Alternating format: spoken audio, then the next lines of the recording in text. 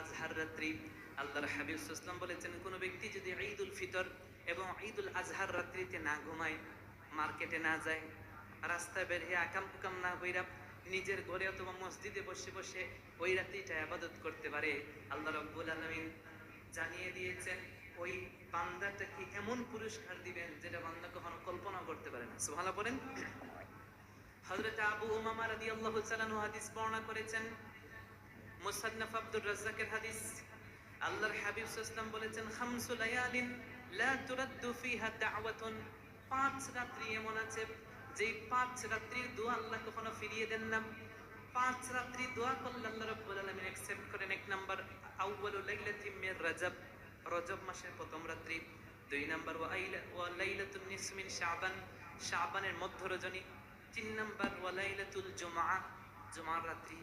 অনেকে দেখছি জুমার রাতে বিয়ে করে না, আলহামদুলিল্লাহ জুমার রাতে যে ইবাদত থাক, বড় বড় স্পিকারে না গান বাজায়, এটা হচ্ছে জুমার রাত্রির আমল। এটা কি জুমার রাত্রির?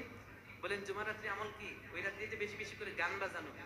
বলেন জুমার রাত্রি আমল হচ্ছে ওই রাতে বেশি বেশি করে গায়ে হলুদ করা, ওই রাত্রিতে বেশি বেশি করে বলে না গান বাজানো, মানে একটু নাচানাচি করে একটু ডান্স করা, ওই রাতের আমল। আর হাদিসের মধ্যে এসেছে আল্লাহর হাবিব সাল্লাল্লাহু আলাইহি ওয়াসাল্লাম বলছেন, পাঁচ রাত্রির দোয়া আল্লাহ কবুল করেন। এক নাম্বার আল্লাহর হাবিব বলছেন রজবের প্রথম রাত্রি। দুই নাম্বার শাবানের মধ্য রজনী।